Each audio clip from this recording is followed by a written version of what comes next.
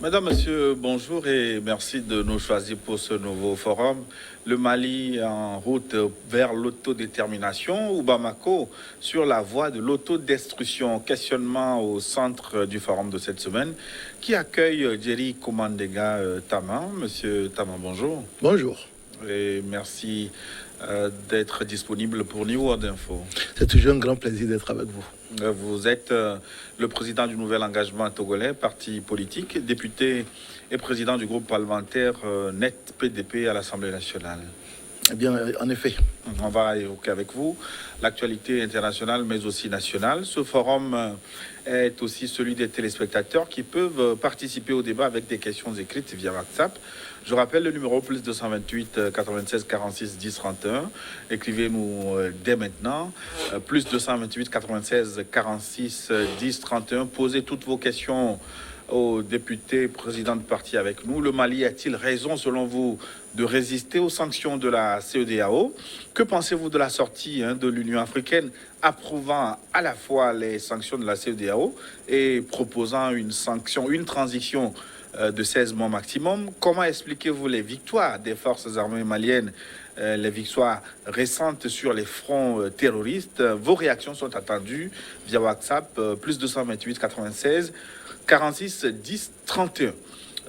Jerry Tama, des coups de feu ont été entendus ce dimanche dans plusieurs casernes du Burkina Faso. Des tirs reconnus par le gouvernement. Une des conséquences collatérales de la situation au Mali? Une des conséquences collatérales de la situation que certains pays comme le Mali, la Guinée sont en train de traverser. Vous savez qu'il y a quelques semaines de cela, on a déjà, entre guillemets, déjoué une tentative de coup d'État avec un certain nombre de militaires qui ont été incarcérés. Oui, vous savez, moi je suis contre les coups d'État. Je suis un ancien militaire, ancien officier des forces armées togolaises, mais je suis absolument contre les coups d'État.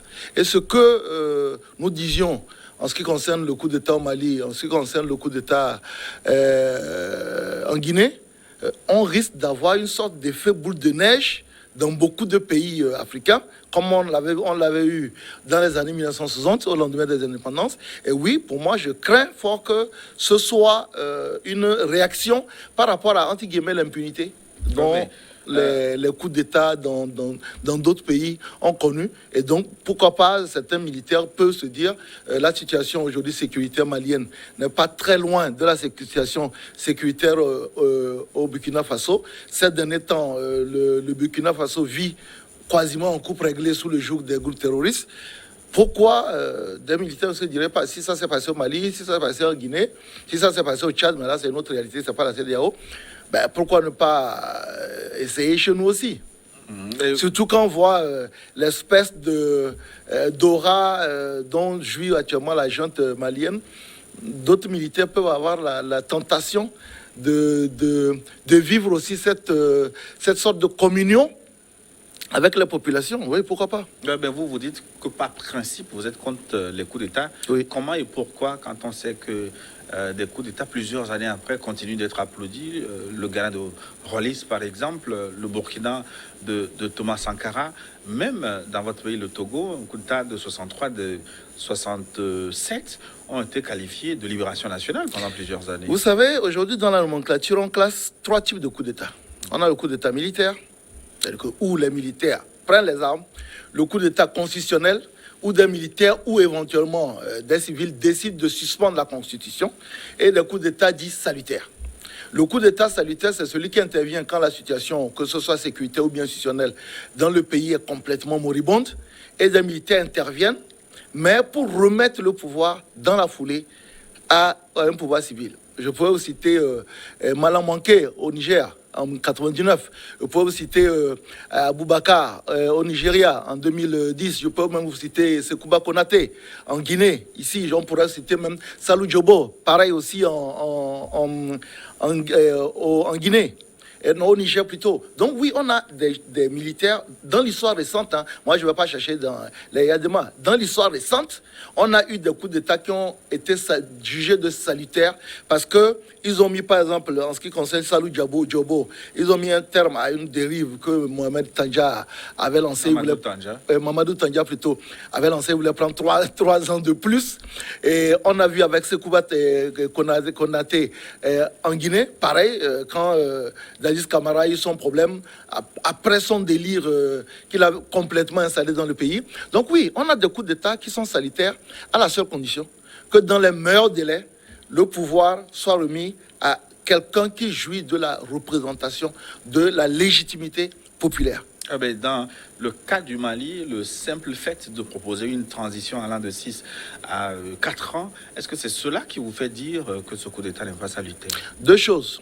La première, vous avez, quand le 18 août, il y a le coup d'État au Mali, vous aviez un président élu à 67% en 2018 qui s'engageait... Dans des conditions contestées. Non, vous connaissez une seule élection en Afrique qui n'a pas contesté. En plus, en ce qui concerne les élections de 2018, le principal challenger, à savoir Soumaïla Cissé, a reconnu dès le soir de la proclamation de résultat sa défaite et a appelé le candidat pour le remercier, pour le féliciter. Donc, vous avez quand même quelqu'un qui est élu légitimement, qui s'engage à quitter le pouvoir à la fin de son mandat. Mais expliquez-moi un peu ce qui peut justifier un coup d'État quand nous sommes dans la légalité républicaine des institutions d'un pays. Parce que vous me direz, oui, à la rue qui grondait, je dirais toujours qu'en entre 2012 et 2017, en France, M. François Hollande avait à peu près 13% d'intentions positives. À aucun moment, personne n'allait venir dire que, écoutez, le peuple ne vous soutient plus, on vous dégage. On peut même parler de Trump. Quand les manifestations pour les droits sociaux ont été lancées aux États-Unis, c'est des millions de personnes qui sont sorties. On peut même parler de M. Macron ici, quand les Gilets jaunes. Il y a des millions de Français qui sont sortis, même qui ont appelé à l'époque à la démission de M. Macron. Mais ce n'est pas, comme Macron le disait, le pouvoir ne se décrète pas dans la rue. Le pouvoir, c'est un processus qui fait que quelqu'un vient au pouvoir et une fois qu'il était au pouvoir, vous attendez qu'il finisse son mandat. Si nous commettons l'erreur, et on parlait tout à l'heure de la Guinée, de faire en sorte que les militaires deviennent la valeur d'ajustation de la démocratie, que c'est les militaires qui décident que oui, bon, telle personne, il n'est plus légitime. Nous risquons de se retrouver dans ce qui se faisait dans les années 61, à savoir c'est les militaires qui décident de qui doit être au pouvoir, de qui ne va pas être au pouvoir et de combien de temps ils vont rester lors d'une transition. Je rappelle quand même que vous dites tout à l'heure que l'agent au pouvoir malienne a proposé d'organiser des élections en 2025. Après avoir pris le pouvoir donc en 2020. Ça fait 5 ans. Et 5 ans, c'est la durée de mandat. Donc ce n'est plus une transition. Excusez-moi du peu. La transition, c'est une période courte pendant laquelle on remet le pays sur les rails, même si, dernier élément, aujourd'hui, rien n'empêche M. Goïta de faire comme le président mauritanien, M. Mohamed Ould Abdelaziz, qui a fait un coup d'État en 2008 et qui s'est représenté aux élections en 2009 en ayant quitté l'armée. La question désormais avec la justice. Oui, bon, mais après, on va revenir sur la question, c'est la légalité républicaine.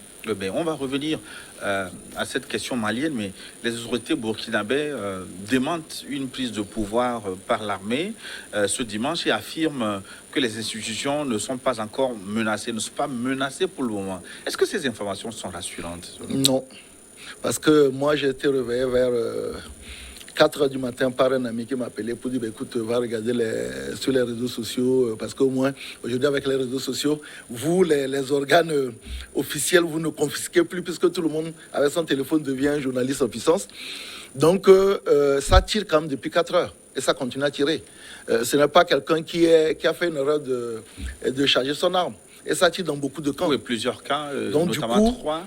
Du coup, je pense que c'est peut-être pour rassurer, mais il y a quelque chose qui est en train de se passer. Mais quand ils ajoutent à la fin de leur communiqué, les institutions ne sont pas menacées pour le moment, est-ce que ce n'est pas une mauvaise communication? Pour moi, honnêtement, en tout cas, pour le militaire que je suis, si une mutinerie commence, normalement, au bout de 30 minutes, au bout d'1 heure à 2 heures, surtout quand c'est dans la capitale, on doit ce n'est pouvoir, pas maîtrisé, voilà, on doit pouvoir le maîtriser. Si on ne le maîtrise pas, ça veut dire que en réalité, le rapport de force peut-être ne va pas dans le sens des forces républicaines. Et ça, c'est particulièrement inquiétant. Surtout, comme je l'ai dit, aujourd'hui, le Burkina Faso est secoué par les attaques djihadistes. Aujourd'hui même, je pense qu'il y a plus d'attaques aujourd'hui au Burkina Faso qu'au Mali. Donc oui, ce serait particulièrement dommage que là aussi, pareil, Roch Kaboré, c'est un président qui a été élu à son deuxième mandat non contesté, qui ne souffre pas d'illégitimité. Et on ne peut pas se permettre, c'est quand même terrible, on ne peut pas se permettre, dans nos pays africains, de considérer que quand il y a peut-être des insuffisances qui sont possibles, ça existe, que quand il y a une défaillance quelque part du pouvoir, qu'on décide comme ça, au nom de... En se basant sur rien du tout, de dire, on met un terme, parce que nous, on n'est pas contents. Le principe, vous savez, Churchill disait, la démocratie est le pire des systèmes en dehors de tout le reste. Ou alors, il y a une autre variante. La démocratie n'est pas le meilleur, mais c'est le seul que nous avons.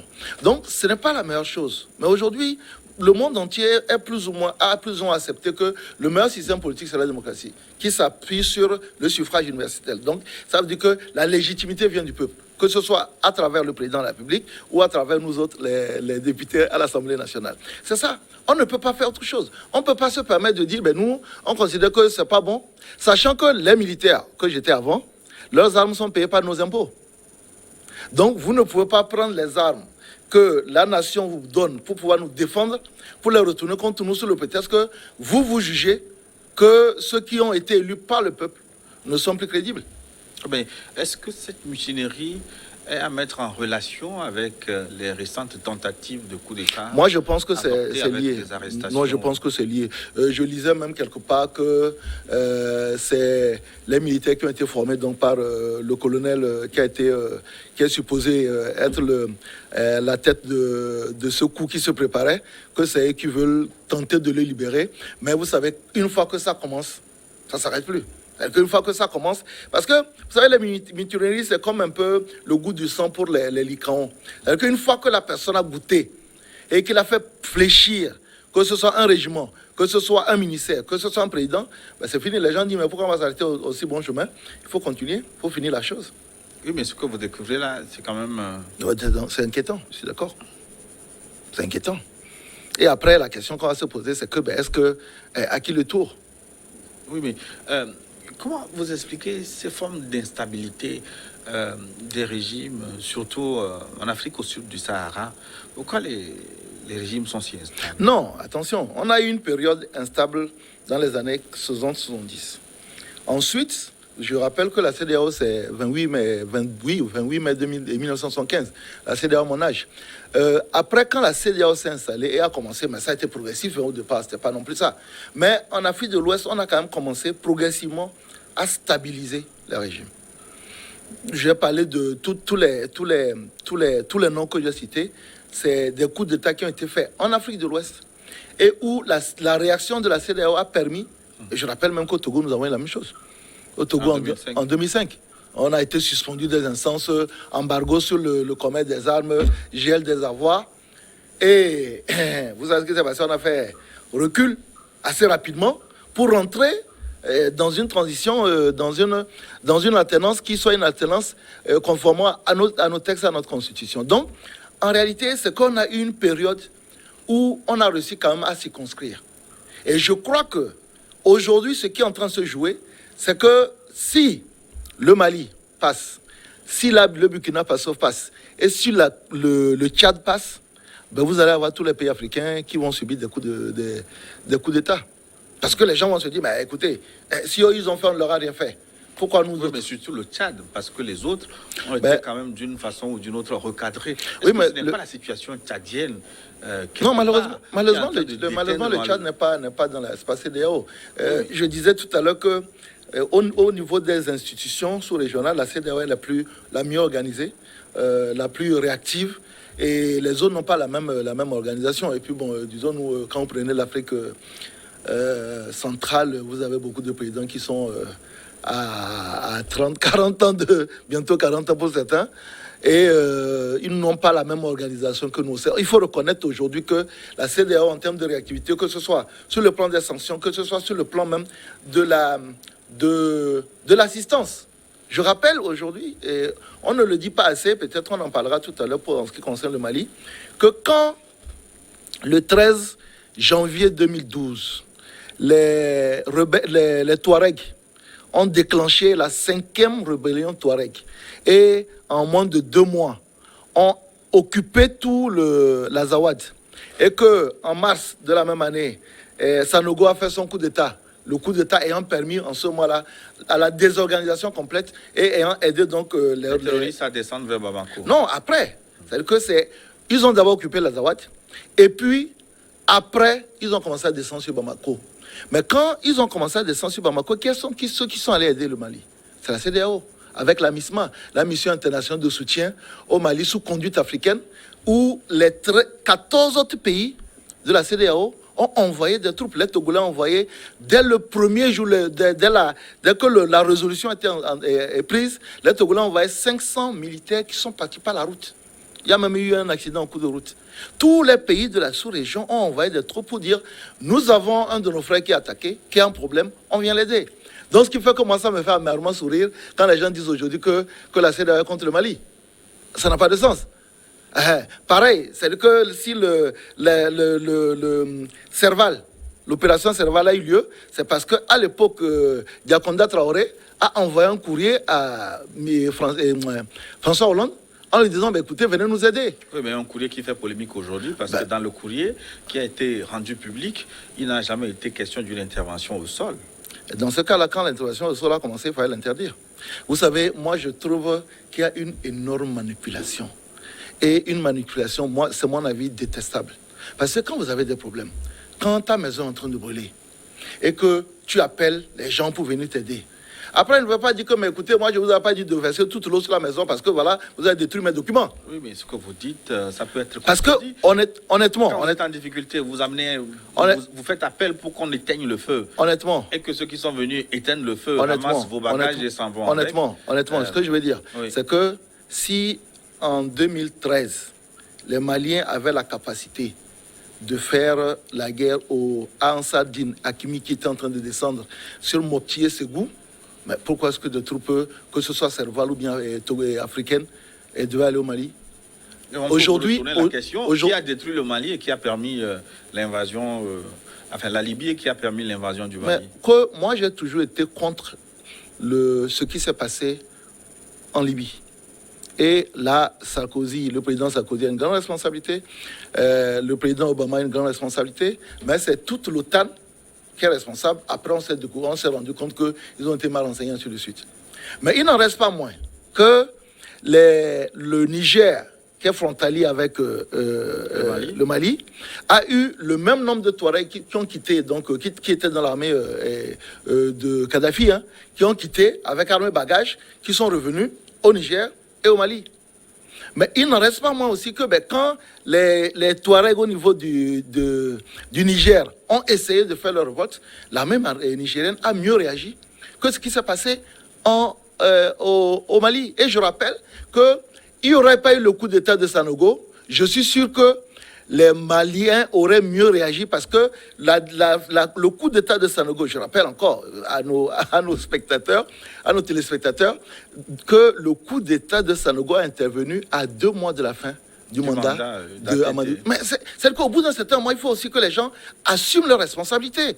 On avait un gouvernement qui marchait, qu'on le veut ou pas, il y avait des élections qui allaient se faire en 2013, après, en 2012 plutôt. Mais on fait un coup d'État à 2 mois de la fin du mandat de quelqu'un en disant on n'est pas content.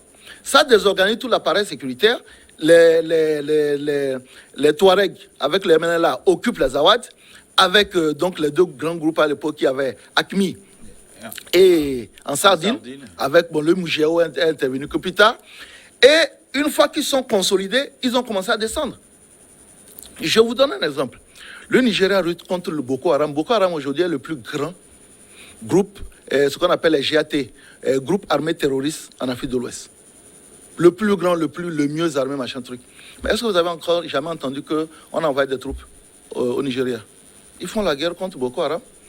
Boko Haram avait tenté de descendre sur le Cameroun. Le Cameroun a fait la guerre contre Boko Haram. Boko Haram a tenté dans la région de Difa, au Niger, et tout autour des Grands Lacs, même avec le Tchad. Le Tchad a combattu Boko Haram. Le Niger a combattu Boko Haram. Personne, aucun pays n'a intérêt à aller dans un autre pays pour dire qu'on vient vous aider à faire la guerre. C'est pour ça qu'aujourd'hui, moi, quand je défends qu'il faut avoir quand même un budget militaire qui permette d'avoir des forces qui soient réactives, c'est justement de ne pas avoir des forces faibles qui permettent à des petits groupes de venir vous faire la guerre et vous n'êtes pas en mesure de riposter. Donc, personne ne s'est levé comme ça pour dire « moi, je vais au Mali ». Je rappelle aussi que moi, pour le Togolais que je suis et qui parle, le Togo a perdu 17 personnes, 17 militaires. C'est le deuxième pays, après le Tchad qui en a perdu 60, qui a perdu le plus grand nombre de personnes. Et je n'accepterai pas qu'on me dise aujourd'hui que j'ai perdu 17 personnes pour aller déstabiliser le Mali. Que j'ai perdu, moi je connais des officiers valeureux, des militaires valeureux, parce que mon régiment blindé a perdu énormément de militaires dans ce conflit-là. Je n'accepterai pas qu'on me dise, bah, écoutez, que ces gens-là ils sont morts pour rien, oui, ou bien qu'ils sont morts pour aller déstabiliser un pays. Mais Djeri-Tama, dans plusieurs pays, notamment au Burkina Faso, il y a eu des tentatives de manifestation, notamment en soutien au peuple malien. Alors, est-ce que vous comprenez cette césure entre les citoyens de la CEDEAO et leurs dirigeants? C'est de la manipulation, excusez-moi du peu. Pourquoi je dis c'est de la manipulation? Les plus grandes manifestations qu'on a eues, je parle d'abord du Mali, c'était avec le M5, Rassemblement des forces patriotiques, RFP. Aujourd'hui, les RFP ne se reconnaissent plus, ne sont même plus consultés par la junte. Aujourd'hui, vous avez ce qu'on appelle le cadre d'échange des acteurs politiques et regroupements de partis politiques pour une transition réussie au Mali, qui regroupe 70 partis politiques. C'est-à-dire que les partis majoritaires, ils n'ont jamais été consultés, ils ne se sont pas associés aux assises de la refondation. Pour les assises, tous les partis avaient été invités. Certains ont décliné l'invitation. Ils n'ont pas, je pourrais vous envoyer les courriers, ils ont été appelés, on ne leur a pas demandé leur avis. Ils ont dit, nous, on ne peut pas venir en tant que des partis qui sont là, des partis séculaires. On nous appelle, on nous dit, ben, écoutez, voilà, on va lancer les assises. On ne nous dit pas comment ça va se passer. Ils ont décliné l'offre. Donc aujourd'hui, ceux qui ont animé jusqu'à ce jour la vie politique au Mali ne sont pas encore associés au processus. Maintenant, après, honnêtement, que des gens sortent pour manifester pour la junte, ben, libre à eux. Moi, ça ne me gêne pas. Oui, moi, je ne parle pas du Mali, je parle des pays. Non, ce que je veux dire, c'est que ce soit au Mali ou ailleurs, moi, ça ne me gêne pas. Ce que je refuse, et je refuserai, c'est de transformer ce qui se passe au Mali comme une opposition entre la CEDEAO et le Mali. Parce que je rappelle encore, la CEDEAO a envoyé en 2013 6000 personnes. Oui, mais vous parlez de 2013, nous sommes en 2022 où les données ont certainement changé. Elles ont changé en quoi? Oui, mais en 2013, il n'y avait pas les Russes au Mali, manifestement, c'est la pomme de discorde. Si vous voulez qu'on parle des Russes, on va parler des Russes. Oui, mais on va parler des Russes. Non, mais c'est que si vous voulez qu'on parle des Russes. Parce qu'aujourd'hui, on a l'impression que la guerre froide a repris et se joue au Mali. Maintenant, si on va rentrer dans les questions des géopolitiques, aujourd'hui, le monde occidental et le monde russe s'affrontent en Ukraine. Ils ne s'affrontent pas au Mali. Et attention, moi j'ai fait mémoire sur les sociétés privées dans les conflits africains. À l'époque, il y avait Executive Outcome EO qui agissait dans tous les pays. Ils sont allés au Libéria, au Mozambique, au Zimbabwe, tout ça. Ça coûte cher, chef. Un mercenaire par jour, ceux qui sont les moins chers, c'est 1 000 € par jour. Sans compter l'équipement qu'ils amènent. Ça coûte extrêmement cher. C'est-à-dire qu'aujourd'hui, on donne l'impression que, oui, ben, écoutez, que le groupe Wagner arrive. Le Mali a la liberté. Et je ne contesterai pas. Le Mali est libre de prendre tout ce qu'il faut pour retrouver son indépendance peut-être sécuritaire. À 2 conditions. Dans ce cas, ceux qui sont venus pour faire la même chose, vous leur dites de rentrer chez eux. Oui, mais le Mali l'a plusieurs fois dit, et même la France a non. menacé de partir si les Russes descendent à Bamako. Ils ne sont pas partis. Quand Macron a commencé, parce qu'aujourd'hui, on a un redéploiement de la force Barkhane. Ils étaient 500, 5010. Ils vont repasser à 2500, 300. Il y avait 7 positions françaises au Mali. Aujourd'hui, il va en avoir que 3. Hein, une à Gao, une à Bamako, bien entendu, et puis une à Gossi. Donc, le Mali, la France veut se retirer. Mais quand la France a commencé son retrait, qu'est-ce que M. Choguel Magal a dit? Il a dit que vous êtes en train d'abandonner un train en marche. Oui, mais il n'a pas pleuré pour que la France... Bah, si, il a dit... Non, mais... Non. Si. Il a dit, mais en fait, vous nous abandonnez. Oui. Parce que vous... Mais, et nous regardons ailleurs. Mais c'est pas... Moi, honnêtement, je trouve que ce qui serait logique, Gilles, c'est que d'abord, le Mali quitte la CEDEAO. Moi, je les applaudirais. Parce que c'est la logique. Que le Mali dise, les troupes Barkhane, rentrez chez vous. MINUSMA, c'est quand même autour de 20 000 troupes qui aujourd'hui sont dans des zones où même parfois les forces, les femmes ont du mal à occuper. Et Barkhane, retournez chez vous. Et Takuba, c'est la force européenne qui rassemble les forces spéciales de pratiquement 14 pays européens. Retournez chez vous. Vous savez, aujourd'hui, Barkhane, il y a les Chinois. On a 229 militaires chinois qui sont dans la force Barkhane. Vous dites à tout le monde de retourner chez nous. Et puis, on gère notre problème. Oui, est-ce que ce n'est pas plus logique pour ceux qui ont décidé des sanctions, ceux qui ont fermé les frontières et même bloqué les avoirs du Mali?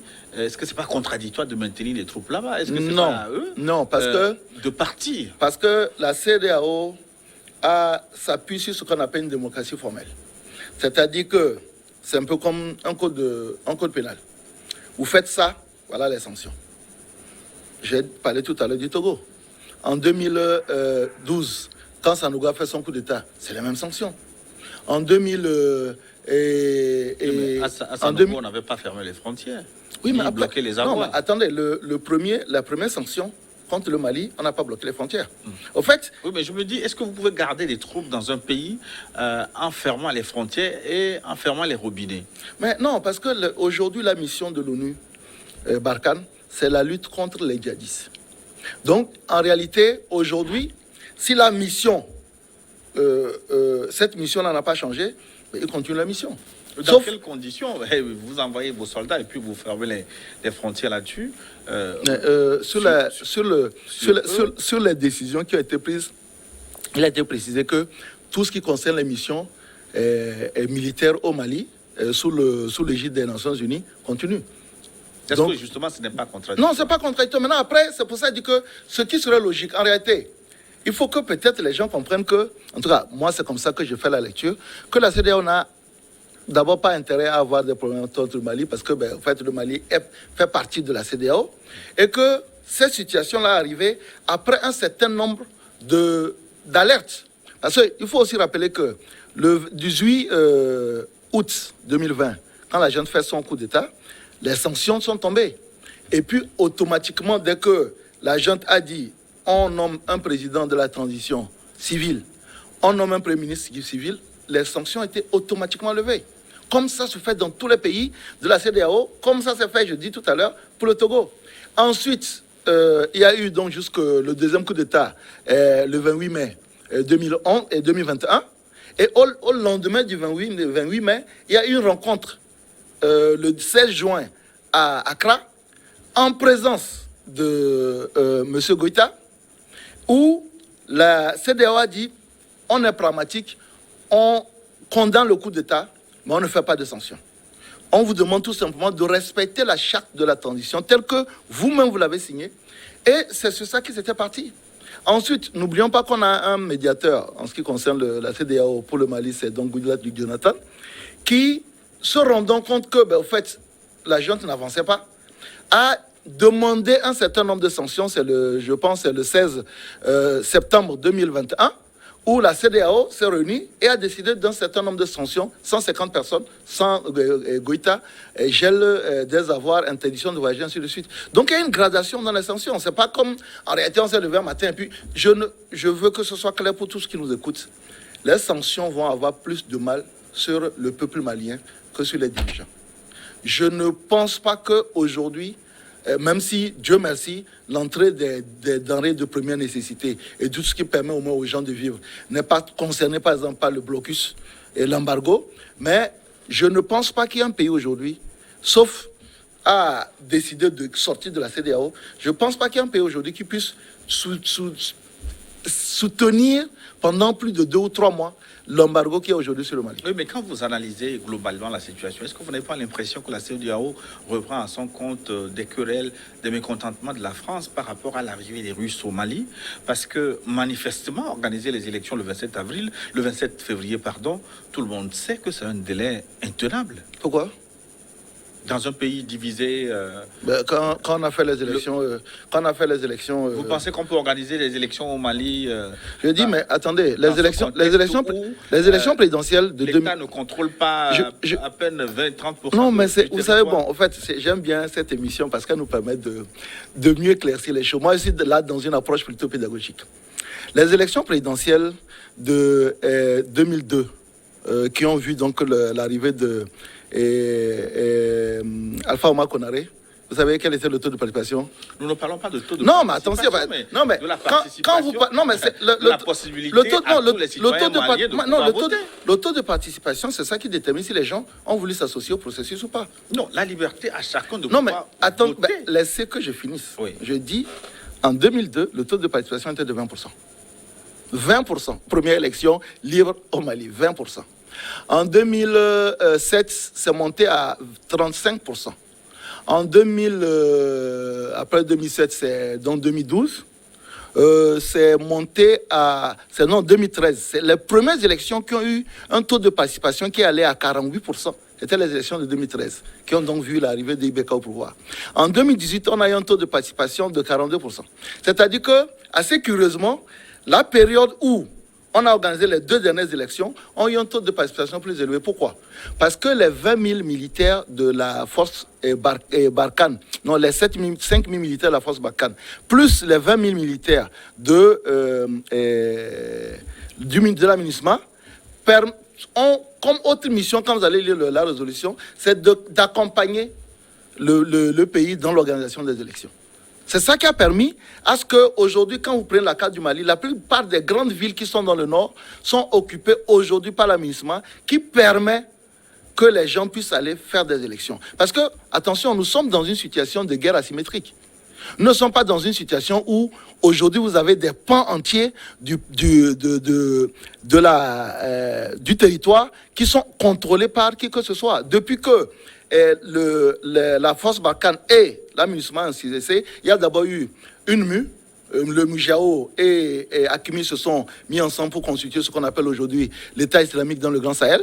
Et puis l'Ansar Dine est devenu aujourd'hui le groupe de soutien à l'islam et aux musulmans. Et aujourd'hui, ces 2 grands groupes-là n'occupent pas un terrain. Ils sont allés se réfugier dans les adresses des Foras, et puis de temps en temps, ils font quoi? Ce qu'on appelle la guerre asymétrique. Ils balancent une bombe par ici. Non, ce que je veux dire, c'est que... Aujourd'hui, la situation sécuritaire est plus dégradée au Burkina Faso qu'au Mali. Aujourd'hui, la situation sécuritaire est plus dégradée au Burkina Faso qu'au Mali. Et donc, le gros problème, c'est que j'ai quelqu'un qui a dit une chose la dernière fois que j'ai trouvé quand même que c'est bien sensé. La dernière fois, quand les gens sont sortis massivement pour manifester dans quasiment toutes les villes du Mali, si on peut manifester, ça veut dire qu'on peut voter aussi. Attention. C'est-à-dire que moi, je ne suis pas contre M. Gota, je ne le connais pas. Mais je trouve que si nous ne faisons pas attention, si nous ne nous levons pas pour dire nous ne pouvons plus permettre aux militaires de se substituer à un pouvoir qui a qui est le choix du peuple. Oui, mais justement, c'est là la question, le choix du peuple. Oui. Djeritama, en tant qu'homme politique, vous observez ce qui se passe. Est-ce que vous n'avez pas l'impression que les élections sont vidées de leur sens en Afrique? On revient à ce que j'ai dit tout à l'heure de Churchill. La démocratie, ce n'est pas le meilleur système, mais c'est le seul qu'on a. La démocratie, ça ne veut pas dire d'organiser des élections. Moi, si vous nous proposez quelque chose, si vous voulez nous proposer autre chose, on prend. Non. Comment est-ce que la démocratie, ça veut dire des élections truquées, des élections vidées de leur substance? Ce que je dis, c'est pour ça que je dis que qu'est-ce que vous proposez en retour? Des élections crédibles. Mais les élections crédibles, vous avez des élections. Moi, je suis politicien. Hein. Quand on fait une élection, celui qui a battu les rares sont les fois où les personnes disent je reconnais ma défaite. Est-ce que parce qu'on a fait un processus où quelqu'un dit « j'ai été volé », que ça enlève toute crédibilité aux élections? Je rappelle quand même, c'est-à-dire qu'en français, de chez nous, là, je vole pour dire hein, que la plus grande puissance du monde, qui s'appelle États-Unis d'Amérique, ont eu des élections tout récemment. L'élection contestée ne veut pas dire élection. Mais qui Mais quand détermine? vous voyez l'organisation des élections en Afrique, manifestement, ce que je veux dire, est-ce que vous êtes sincère à dire aujourd'hui que ce sont des élections qui détermine qu'une élection a été truquée? Qu'est-ce qui détermine? Quels sont les éléments? Parce que aujourd'hui, qu'est-ce que les gens font? On a donc des organes chargés de l'organisation des élections, la CENI, la Sénat, nanana. Vous avez des observateurs, ils sont ce qu'ils sont, et vous avez des candidats et des partis politiques. Mais quand tout ça là se met en place et que l'élection, Dieu merci, on a de moins en moins de morts aujourd'hui en Afrique à l'issue des élections, et que les élections arrivent, et que l'organe qui est chargé donc de proclamer les résultats provisoires proclame les résultats, que l'organe institutionnel qui est chargé de confirmer, mais qui reçoit les recours et proclame les résultats. Mais je prends un exemple, notre voisin de l'Ouest ici, depuis maintenant ça fait une dizaine d'années, que toutes les élections au Ghana sont pratiquement contestées. Est-ce qu'elles sont mauvaises? Oui, mais Jerry Tama, est-ce que vous croyez sincèrement que les élections en Afrique n'ont pas un problème? Je crois que les élections dans tous les pays ont des problèmes. Oui, mais donc pourquoi je reviens à ce que j'ai dit de Churchill, que, attention, élection de 2012, Sarkozy, Hollande. Sarkozy a eu 49%, Hollande en avait 51%. Est-ce que c'est le choix entier du peuple qu'est M. Hollande? Sachant qu'au premier tour, je pense que M. Hollande était autour de 22-23%. C'est-à-dire que vous avez quelqu'un qui est autour de 22-23% qui dirige un pays. C'est pour ça que je dis que ce n'est pas le meilleur système. Parce que quand vous avez 22% d'intention de vote... J'ai l'impression qu'on tourne en rond parce que... Non, mais parce qu'en fait, ce que vous êtes en train de me dire, moi je réponds en disant, le vrai problème, c'est que qui détermine qu'une élection est juste ou non? Parce que là, vous êtes en train de parler d'une expérience empirique. Vous êtes en train de faire parler votre émotion. Mais là, on n'est pas dans l'émotion. Là, nous sommes sur un certain... Non, nous sommes... Non, parce que non, mais... Vous savez de plus en plus que les candidats sortants qui sont au pouvoir mettent énormément de ressources. C'est pour ça que je dis que le système n'est pas bon.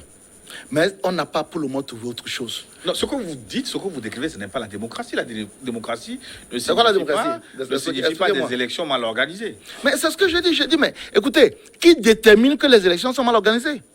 C'est ça la question. Vous envoyez, par exemple, une des observateurs qui vient de l'Union européenne, qui vient de l'Afrique, qui vient des organisations sous-régionales de la société civile, qui donnent leur observation au lendemain de scrutin. Et vous connaissez la réponse définitive. En dehors de quelques incidents, le scrutin s'est passé globalement bien dans toute la préfecture. Donc vous achetez ces élections. Pour vous, pas de problème sur ces élections. Non, mais ça peut continuer. Là, vous êtes en train de parler à un politicien qui a été même dans un pays où il a été candidat à une élection présidentielle. Je dis, on n'a pas encore trouvé le meilleur système. Celui qu'on a des imperfections. La question n'est pas une question de système. La question, c'est quoi? Parce que le système lui-même n'a pas de problème, a priori. Le problème, c'est l'application de ce système. La démocratie ne suppose pas des élections organisées dans des conditions douteuses. Mais j'ai parlé tout à l'heure des États-Unis. Je dis, les États-Unis, aujourd'hui, vous prenez beaucoup de pays d'Amérique latine. Aujourd'hui, dans le monde, peut-être en dehors de la Chine, dans le monde, toutes les élections sont toujours contestées. Même en Corée, les gens contestent les élections. Donc, est-ce que le fait qu'il y ait des contestations sur une élection, que ça la vide de toute sa substance en termes de crédibilité? Oui, mais quand c'est récurrent, c'est comme un match de football. Contester les décisions de la mise en bon, est-ce que c'est la contestation qui donne de l'illégitimité à une élection? Ou bien, non, mais parce que là, c'est normalement vous qui posez les questions, mais je vous retourne la question. Oui, donc, mais qu'est-ce qui aujourd'hui, quels sont les éléments factuels et objectifs qui vous permettent aujourd'hui de dire, par exemple, qu'une élection est truquée? Ben, les téléspectateurs nous écoutent, ils nous donneront leur avis sur le sujet. Alhamdoulilah. Si vous pensez, vous, que les élections chez vous et ailleurs... Mais je répète encore, je vous ai donné...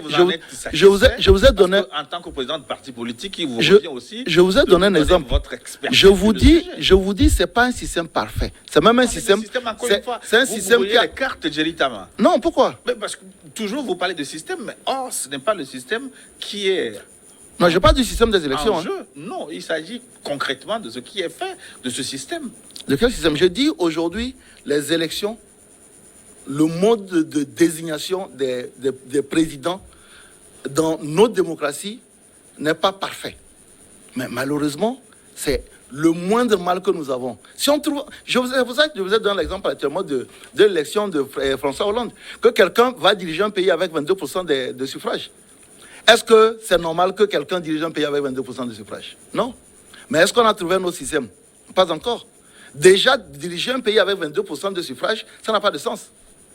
Mais, par contre, la personne, une fois qu'elle a été élue, est élue pour l'ensemble des Français. Donc, pour revenir au cas du Mali, est-ce que vous avez lu le document des assises nationales proposées à la CEDEAO?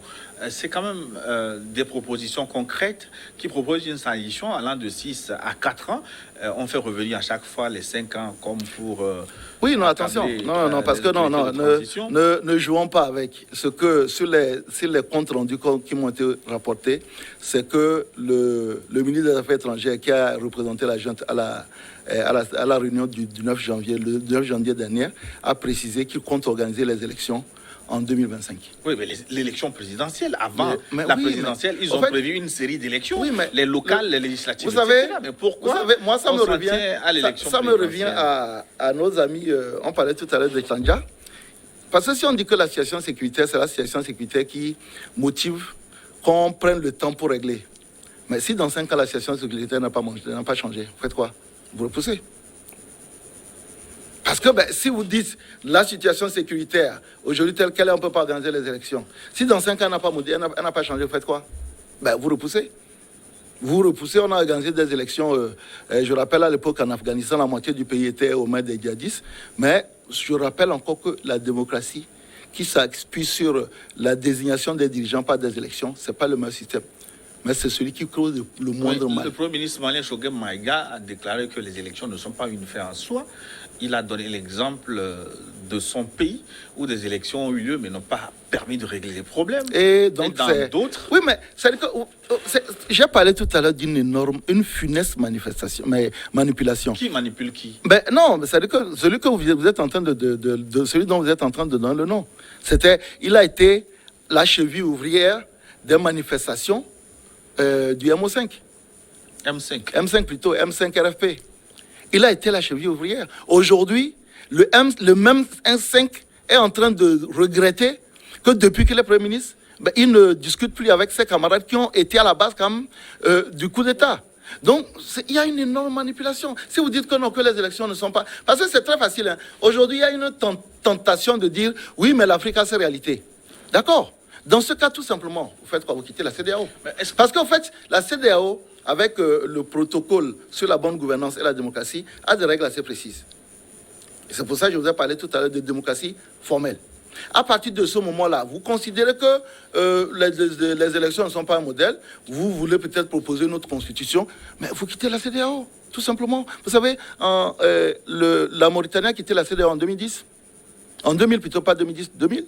Personne n'a rien dit. C'est-à-dire que la Mauritanie aujourd'hui frappe sa monnaie. Je ne pense pas que les Mauritaniens soient plus heureux ou moins heureux que les autres pays de la sous-région. C'est une question d'être logique avec ça. Mais si vous voulez parler de formalisme, on peut aller jusqu'au bout. Les Maliens ont rétorqué que la décision de fermer les frontières n'est pas prévue dans les tests de la CEDEAO. Vous avez l'accord additionnel du 13 février 2012 qui prévoit un régime de sanctions aux pays de la CEDEAO qui ne respectent pas les recommandations de la CEDEAO. Il faut aller prendre ce document et vous allez lire, vous allez voir qu'il y a une série de sanctions. J'écoute ça depuis longtemps. Hein. Le problème, c'est qu'aujourd'hui, les réseaux sociaux font que tout le monde rentre et que malheureusement, la CEDEAO aussi communique mal. Mais vous avez l'acte additionnel du 13 février 2012 qui prévoit une série de sanctions. Oui, vous n'imaginez pas un seul instant. Une série de sanctions qui doivent suivre des procédures. Mais après proposition du Conseil de paix et de sécurité. Non, mais c'est pour ça, manifestement, ces procédures n'ont pas été respectées. C'est pour ça que je vous parle de la gradation. Si la réunion du 9